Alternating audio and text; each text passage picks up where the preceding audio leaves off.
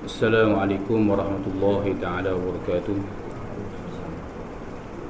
Alhamdulillah Alhamdulillahilladzi faddalana ala katsirin min ibadihi salihin. Salatan wa salaman ala ibadihi istafa sallallahu alaihi wasallam alaihim ajma'in. ففهمناها سليمان كلما آتينا حكما وعلما سخرنا مع دولة الجبال سبنا طلقنا فاعلين يا حي يا قيوم يا رب موسى وهارون يا رب إبراهيم يا محمد صلى الله عليه أجمعين اللهم ارزقنا فهما وحكمة والعقل وحسب رحمتك يا رب الراحمين اللهم افتح علينا فتوح العارفين ارزقنا فهم النبيين والعلماء العاملين حزن المرسلين وإمام المتقين برحمتك يا أرحم الراحمين. Alhamdulillah, syukur kita kepada Allah Subhanahu wa taala dengan rahmatnya, dengan nikmatnya. Allah Subhanahu wa taala masih lagi panjang umur kita duduk dalam ibadah, dalam ketaatan, lebih lagi di bulan yang sangat dimuliakan oleh Allah Subhanahu wa taala. Alhamdulillah bi ni'matihi tatimmu shalihat. Kita bersyukur kepada Allah kerana Allah menyempurnakan nikmat-nikmatnya kepada hamba-hamba yang soleh. Itulah ucapan yang selalu disebut oleh baginda Nabi Muhammad sallallahu alaihi wasallam. Alhamdulillah bi ni'matihi tatimmu shalihat. Segala puji bagi Allah yang telah menyempurnakan nikmatnya kepada hamba-hamba yang soleh. Maka tidak lebih kurang juga ucapan Nabi Sulaiman alaihissalam, Alhamdulillahilladzi faddalana ala katsirin min ibadihi salihin. Segala puji-puji bagi Allah, Allah yang melebihkan iaitu begitu banyak terhadap hamba-hambanya yang soleh. Alhamdulillah bi ni'matihi tatimmu shalihat. Jadi pada pagi ini kita sambung lagi kitab kita ini. Qala al-muallif rahimahullahu ta'ala wa nafa'ana bi'ulumihi wa 'ulumina fid darain ya rabbal alamin. Keempat, engkau peliharakan lidahmu itu daripada mirat, yakni mencela perkataan orang dengan membatahi akan dia dan membenar akan dirinya. قال المصنف رحمه الله تعالى ونفعنا بعلومه وعلمنا في الدارين يا رب العالمين. Keempat, yakni daripada sifat-sifat percakapan lidah ataupun dikatakan sebagai maksiat lidah ialah mirat. Mirat ialah mencela perkataan orang dengan kita membatahi akan dia.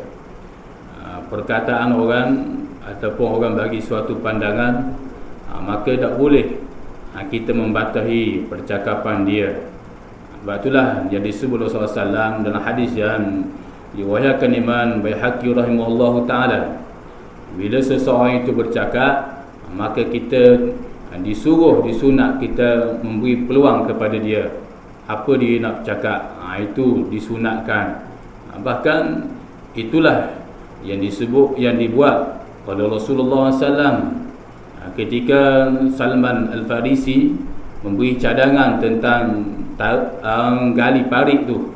Maka para sahabat yang lain disebut dalam sirah Ibn Hisham bahawasanya para sahabat yang lain ada orang nak bercakap begini, tetapi Rasulullah beri peluang kepada dia. Begitu juga para sahabat lain memberi peluang kepada seseorang sahabat yang lain nak bercakap. Kerana boleh jadi cadangan mereka ini, cadangan dia itu lebih bagus. Tapi betul sungguh apa yang dicadang oleh Salman Al-Farisi begitu berkesan sungguh, sehingga begitu kalah teruk orang kafir dan munafik ketika itu. Maka sebab itulah percakapan manusia kita disuruh memberi peluang dulu supaya dia nak bercakap dan membenarkan akan dirinya. Dan begitu juga kita disunatkan jangan membatahi percakapan dia, dan kita disuruh membenarkan akan percakapan dia. Walaupun kita tak suka percakapan dia, maka disunatkan kita membenarkan. Tetapi kalau percakapan dia tu batil, salah, maka kita tak bolehlah membenarkan. Cuma kita memberi nasihat ataupun memberi pandangan yang lebih baik ataupun lebih benar lagi daripada pandangan dia. Tetapi kalau pandangan dia itu tidak jatuh pada salah, maka kita dengar. Itu yang disebut sebagai miraq. Dan jidal, yakni berbatah pada masalah ilmu dengan mendirikan dalil kerana hendak mengaitkan akan orang. Dan di antara lagi percakapan lidah ini dikatakan sebagai jidal. Jidal ni ialah yakni membatahi pada masalah ilmu dengan mendirikan dalil kerana mengaitkan akan orang. Tak boleh juga. Dikatakan sebagai jidal ni kita nak mendirikan dalil. Kita kata ni dalil yang begini. Percakapan orang, kita nak membatahi percakapan orang semata-mata kita nak mengaitkan dia, maka tak boleh. Walaupun percakapan kita ini adapun kita ada dalil yang kemah, maka tujuan nak mengaitkan tak boleh. Tujuan kita nak mengaitkan seseorang di hadapan yang lain, maka itu perbuatan yang diharam oleh syarak. Itu yang disebut oleh Al-Imam Al-Ghazali rahimahullahu ta'ala. Masalah ilmu, sebab itulah tidak sayugia berdebat ataupun panggil berbatah untuk mendirikan suatu kebenaran. Tetapi kalaulah kebenaran itu menyebabkan menjadi rosak, maka boleh memberi pandangan, memberi suatu idea untuk debat dan sebagainya. Itu pun setengah-setengah para ulama yang sufi, mereka ni jauh, mereka ni kalau berkaitan dengan debat ni, mereka selalu lari semua daripada debat, bukan kerana takut, tetapi kerana bimbang menjatuh aib orang yang kalah tu. Sebab debat kadang-kadang ada hak yang kalah, ada hak yang menang. Maka sebab itulah di kalangan para ulama dia berjaga sangat. Tetapi kalau debat itu kerana betul-betul nak menyatakan kebenaran, maka diri B pun dah masalah, diri A pun dah masalah, maka setengah mengikut pandangan Imam Ibn Hajar menyatakan tidak menjadi masalah. Tetapi berbeza dengan ulama-ulama tasawuf. Jadi tak boleh. Itu kerana jidal ni nak mendirikan suatu dalil, tujuan kita nak mengaitkan orang, maka tidak boleh. Itu di antaranya. Dan munakhasyah fil kalami. Munakhasyah fil kalami, yakni membatahi akan perkataan orang kerana sekalian yang demikian itu menyakiti bagi orang dan menjatuhkan baginya dan mencela perkataan orang dan memuji bagi dirinya. Yang demikian itu ditegah oleh Nabi sallallahu alaihi wasallam, seperti lagi akan datang segala dalil demikian itu. Jadi sebab itulah juga satu lagi munakhasyah.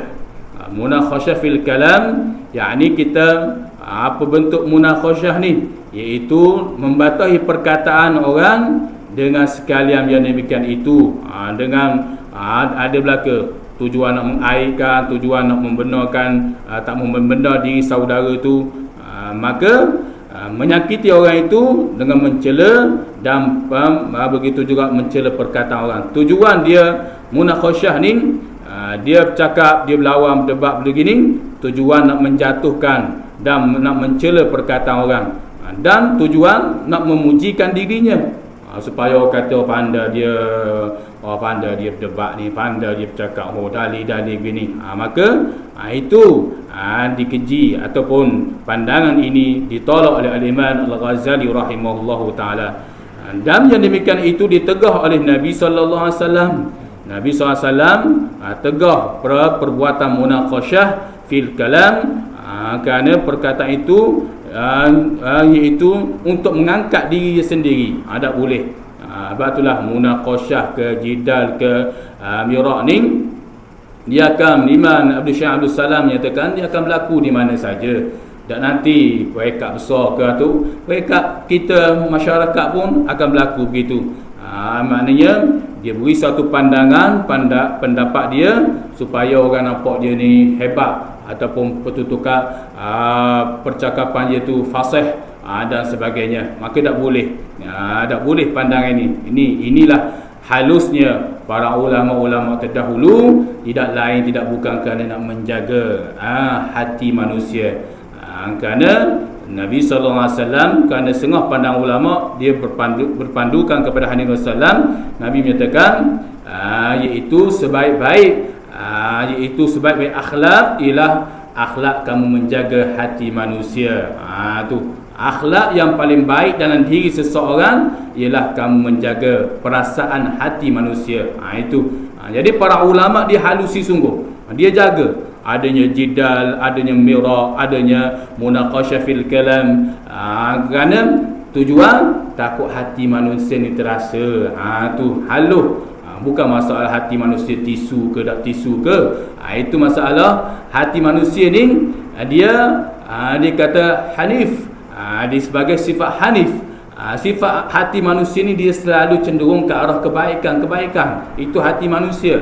Tetapi bila manusia mencela, manusia berkata menyebabkan dia terasa, maka hanif itu hilang, menyebabkan kejahatan ataupun perasaan dendam, nak marah dan sebagainya akan hadir pada hati manusia. Sebab ciptaan hati manusia itu sebagai hanif.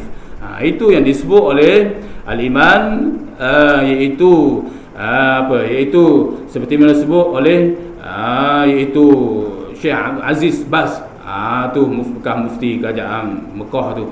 Itu dia menyatakan perasaan hati manusia ini hanif, dia cenderung ke arah kebaikan. Tetapi bila manusia membatahi, tidak kena pada jalannya, maka menyebabkan hati manusia ini dia terluka.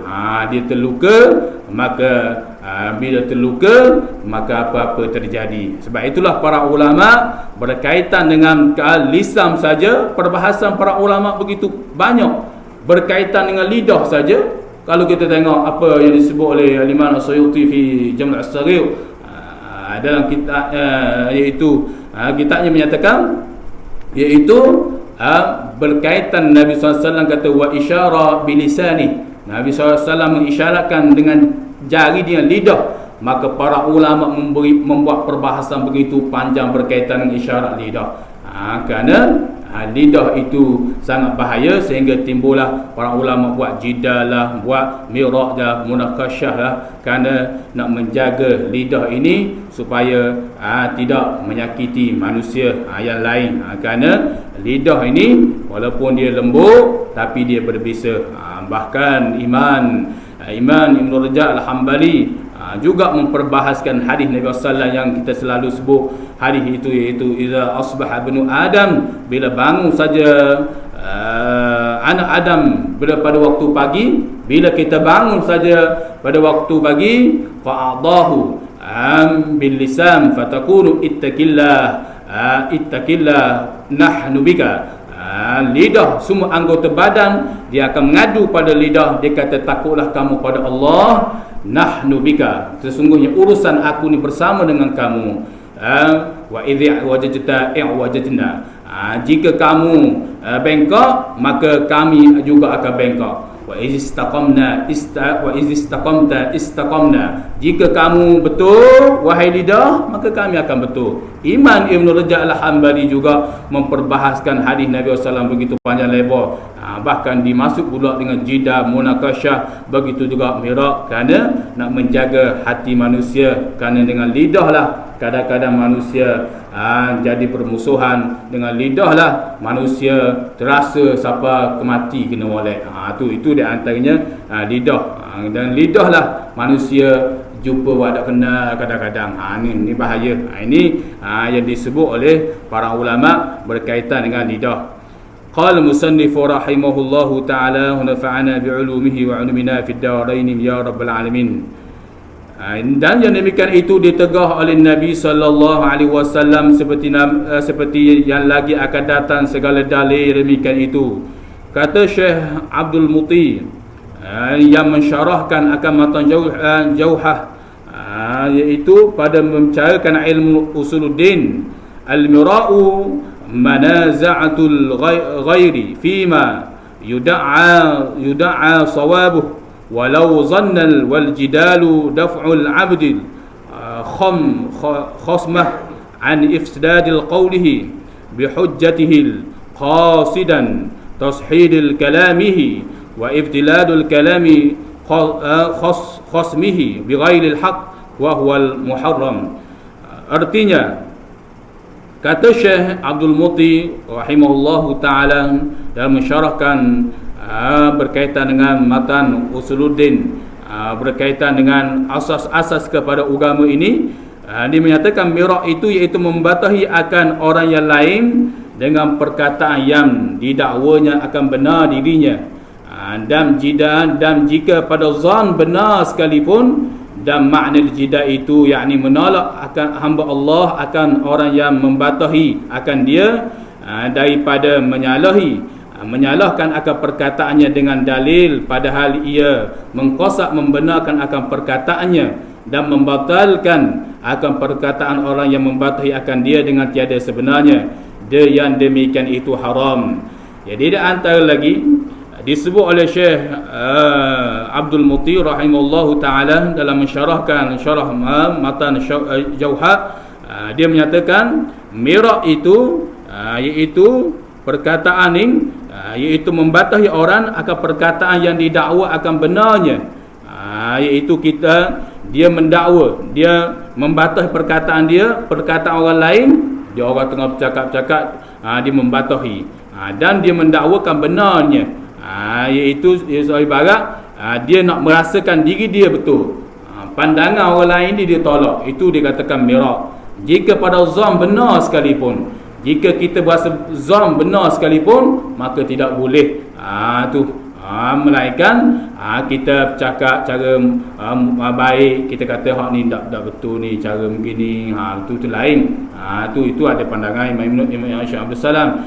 Cuma perkataan mirak ini kita mengatakan tak betul tu. Lebih-lebih lagi di hadapan orang. Di hadapan orang kita kata tak betul pendapat awak ni. Apa ni? Awak ni tak betul. Tu awak azan ni tak betul. Misal kata depan orang, dia kata apalah awak ni azan ni macam muallah. Ada saya berjumpa dah. Tu depan mata saya, kejut saya dengar. Kesian ke hamba Allah tu. Dia kata depan orang ramai lah. Ada di sebuah masjid itulah, di belah Kelantan tu. Dia kata awak ni apalah azan macam muallah. Azan boleh sikit. Kalau azan macam orang biasa tu tak apa, muallah tu bagi. Tengok. Jadi betul perkataan dia tu benar.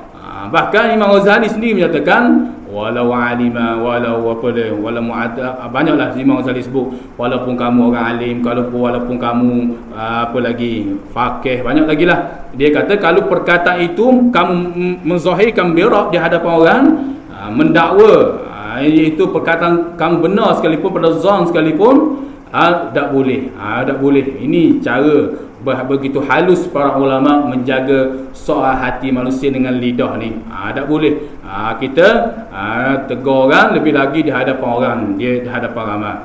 Imam An-Nawawi rahimahullah ta'ala wa afdalu bil mirak, itu afdal bagi mirak itu cara untuk kita membatahi perkataan seseorang itu al-wahid bil wahid. Satu sama satu, seorang sama seorang lah, maksudnya seorang sama seorang. Kita berjumpa orang, kita kata gini, saya dengar awak azan ni tak berapa betul.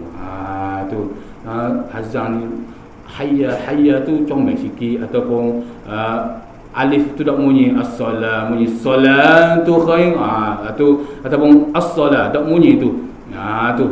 Sini kok saya belajar begitu. Tu saya tak tahulah. Jadi saya rasa oleh awak belajar gini. Itu lebih afdal kata Imam An-Nawawi rahimahullahu taala, daripada kita umum cara zahir. Apa awak azan ni macam muallah. Tu siapa saya tengok di masjid, sebuah masjid tu di Kelantan tu, belah Kuala Keren. Tu siapa kawan tu tak mari pas sudah. Tu ni mirak. Pas sudah tak mari. Tu ini dia orang biasalah, dia orang pejabat. Jadi dia bukan biasa main soal azam dan sebagainya. Jadi dia mari hari tu sekali nak orang panggil nak azam. Cita-cita dia tu nak meninggikan syiar agama Allah ada di situ. Tapi disebabkan ada orang yang dia lebih pandai sedikit berbanding dengan dia, menyebabkan dia tegur kawan tu nak mari pas sudah. Itu saya tanya, ada nama orang panggil Pak Sumit di itu situ. Saya tanya seorang hamba Allah tu, ada mari lagi ni. Tak ada lah ustaz dia tu. Gapo dah masalah gapo ni gini dia tu menyebabkan kawan tu tak mari. Itu sebab tu Imam An-Nawawi menyatakan itu afdal. Maka apatah lagi Imam An-Nawawi menyatakan kalau perbahasan Imam An-Nawawi berkaitan mihrab ataupun berkaitan hadis Nabi sallallahu berkaitan dengan yang cenderung ke arah mihrab, jidal, munaqashah fil kalam, Imam An-Nawawi juga bahas berkaitan dengan jariyah. Berkaitan dengan jariyah begitu juga. Bahkan Imam An-Nawawi menghukumkan jariyah itu lebih jahat, lebih keji berbanding dengan mihrab. Maksudnya begini, kita orang ramai kita kata, awak azan tu tak betul. Tak betul awak azan ni. Ataupun awak ni baca Fatihah tu tak betul saya dengar. Apa benda Fatihah awak begini? Itu pun sudah keji kata Imam An-Nawawi. Maka Imam An-Nawawi menyatakan lebih keji lagi iaitu orang membuat suatu jariyah. Jariyah itu apa maksud? Bertali, berkekalan. Maksudnya mulut ke mulut. Mulut ke mulut. Dia kata saya dengar dia azan tak betul. Saya dengar dia baca Fatihah tu tak betul. Begini apa benda Fatihah dia begini. Oh iya ke? Kawan tu pula cerita ke orang lain pula. Ni pula cerita ke ni pula. Ni pula cerita ke ni pula. Maka Imam An-Nawawi menyatakan itu lebih keji dia berbanding kamu zahil. Berbanding kamu zahir di hadapan orang ramai dengan kamu bertali. Kerana orang yang kalau sekiranya orang yang melakukan kesilapan tentang azan ke khususnya ataupun dengan sembahyang hak lain lagi, banyak lagi lah berkaitan sembahyang, seseorang itu tidak boleh mengaslahkan dirinya. Orang yang salah itu dia tidak boleh mengaslahkan dirinya untuk membetulkan dirinya. Ni kalau orang yang buat jariyah, dia kata orang tak betul, bacaan dia tak betul, dia tidak mari jumpa. Dia tak mari jumpa ni salah bacaan begini. Dia cakap keluar misal kata. Maka lebih keji Imam An-Nawawi kata kerana dia tidak boleh mengaslahkan dirinya. Dan Imam An-Nawawi juga menyatakan bahkan dia menghukum seolah-olah dia menghukum orang ini adalah salah, maka hukum dia tidak tegar orang lain. Misal kata mudah dalam bab Fatihah, kita kata bab Fatihah dia kata orang ni tak betul baca Fatihah, maka lepas sudah dia tidak mari sembahyang sebab dia kata iaitu orang ni baca tak betul. Maka Imam An-Nawawi menyatakan maka apa hukum di sana, iaitu orang yang iaitu dia menghukum seseorang itu baca salah lalu dia tidak mari, misal kata dia tidak mari, maka bagaimana pula orang-orang yang mengikut orang lain, orang yang mengikut seseorang itu salah baca, macam mana pula? Sedangkan dia menghukum seorang itu salah baca, dia kata ni salah baca, baca tak betul misal kata, maka bagaimana pula orang-orang ramai yang mengikut maka hukum orang yang tegar bacaan seseorang itu salah, maka dia kena khabar juga pada orang lain bahawasanya haram tak boleh ikut, sebab seolah-olah dia menghukum orang A adalah bacaan salah. Itu jariyah bertalian. Bahkan para ulama berhati-hati dalam berkaitan dengan ni. Jadi sebab itulah kalau mihrab cara zahiriyah itu pun diharam, dibahaskan Imam An-Nawawi sebagai haram, maka apatah lagi berkaitan dengan jariyah, suatu kejahatan yang jariyah bertali-tali itu, walaupun zon sekalipun, itu ada perbahasan yang disebut oleh Imam An-Nawawi begitu halus. Batulah para ulama mutabar, tutubu para ahli ulama, dia banyak mengambil pandangan Imam An-Nawawi dan dalam berkaitan dengan iaitu husnul kalam, berkaitan kebaikan percakapan fil umumi, pada umum itu. Itu ada perbahasan dia. Qala musannif rahimahullahu taala, dan makna jidal itu iaitu menolak hamba Allah akan orang yang membatahi akan dia daripada menyalah akan perkataannya dengan dalil padahal ia mengkosakkan akan membenar akan perkataannya. Jadi jidal ini jidal ni dari perkataan dinding, maknanya dia nak menolak seorang hamba Allah yang membatahi akan diri dia. Dia pergi depan orang, cara dia berbatah, dia menyalahi perkataan dengan dalil, padahal ia mengkosakkan, membenarkan perkataannya. Tujuan dia pergi depan orang, dia tegur orang begini-begini, tujuan dia nak mengkosakkan, niat dia, tujuan dia tu dia nak membenarkan perkataan dia tu. Dia nak membenarkan perkataan dia. Ni pendapat saya saja. Betul. Saya seorang saja belajar tajwid, misal kata. Hak ni cara saya belajar, misal kata. Maka perkataan tu seolah-olah dia cara dia membatahi perkataan orang lain, sama ada dengan hukum fiqh ke, hukum usuluddin ke, tasawuf ke. Dia membatah, dia kata awak ni baca tak betul, awak ni keluar hukum fiqh tak betul, awak ni kabar ilmu tasawuf kalam ni tak betul, hak betulnya begini. Tujuan dia bagi tahu tu nak membenarkan perkataan yang ada dalam isi hati dia tu. Bukan kerana dia maknanya nak tegur cara yang baik ataupun nak memberi pandangan yang lebih baik, tetapi tujuan qasid dia tu ada dalam diri dia tu nak membenarkan perkataan orang lain, nak membenarkan perkataan diri dia sendiri. Dan akan perkataan orang yang membatahi akan dia dengan tiada yang sebenarnya. Ini perbuatan haram, kata al-Imam Syekh Muti rahimahullahu taala. Perbuatan itu tak boleh. Ini halusnya para ulama dalam berbicara berkaitan dengan iaitu kalam, percakapan.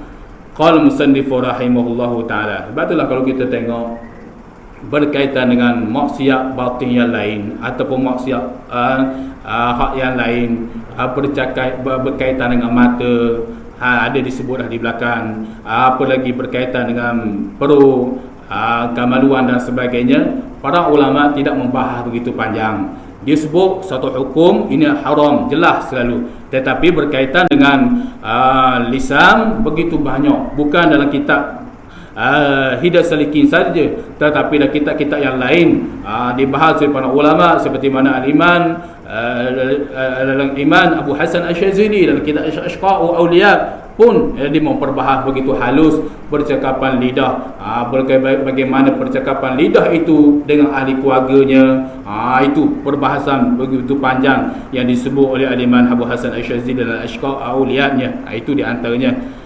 Qala musannifu rahimahullahu ta'ala, dan kata Imam Al-Ghazali rahimahullahu ta'ala, al-imra'u muta'mun fil kalamil ghairi li izhari khalalin fihi min ghairi an yatarabbasat bih gharadun siwa'un tahqiril ghairi wa izhari maziyatil qiyasah والجدال العبارة عن مراء يتعلق بإظهار المذهب وتكريره. Artinya, dan kata Imam Al-Ghazali rahimahullahu ta'ala, bermula makna mira' itu, ini pandangan ulama satu persatu. Ulama ni kata begini, ini pandangan para ulama. Yang salah satunya Imam Al-Ghazali menyatakan mira' itu mencela perkataan orang yang lain kerana hendak menyatakan akan jidalnya, jidal di dalam perkataan orang itu dengan tiada ada pertambahan dengan dia kehendak yang lain daripada menghina akan orang yang lain itu, dan menyakiti kelebihan bijaksananya dan cerdiknya. Dan makna jidal itu ibarat daripada mira', yakni yang ta'alluq, yang bergantung dengan menyatakan mazhab dan mentahqiqkan akan dia. Dan makna munaqasyah itu am, yakni umum daripada mira', yakni jidal, kerana tiap-tiap daripada mira' itu dan jidal itu dinama munaqasyah. Dan sah makna munaqasyah itu maksusah, muqasamah, yakni membatahi akan perkataan orang kerana ia menuntut akan haknya dan menuntut akan kebenaran, seperti mana yang disebut oleh Imam Al-Ghazali dalam Ihya-nya.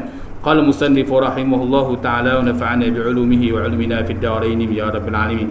Ini perbahasan dia begitu panjang lagi makna miraq yang disebut oleh Imam Al-Ghazali rahimahullahu ta'ala. Ini saya rasa ada perbahasan yang lebih panjang lagi berkaitan dengan makna miraq. Jadi saya rasa bertilu sini.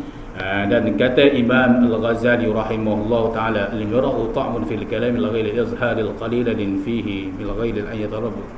Kata Imam Al-Ghazali rahimahullah ta'ala. Jadi saya sebut di sini, mudah-mudahan apa yang kita dengar pada pagi ini mudah-mudahan ia menjadi amal soleh yang sangat dicintai dan dikasihi oleh Allah Subhanahu wa taala, lebih lagi di bulan Ramadan yang sangat dimuliakan oleh Allah Subhanahu wa taala. Jadi saya sekali dulu, wallahu a'lam a'udzubillahi minasyaitonir rajim. Bismillahirrahmanirrahim. Ya rabbana lakal hamdu kama yanbaghi li jalali wajhika 'azim sultanik. Allahumma salli ala Muhammad wa ala Muhammad. Allahumma aghnina bil 'ilmi wa zayyina bil hilmi wa akilna bit taqwa wajibna bil 'afiyah. Rabbana atina fid dunya hasanah wa fil akhirati hasanah wa qina 'adzaban nar. Sallallahu ala Muhammad wa ala alihi wa sahbihi wa sallam. Walhamdulillahi rabbil alamin. Assalamualaikum warahmatullahi taala wabarakatuh.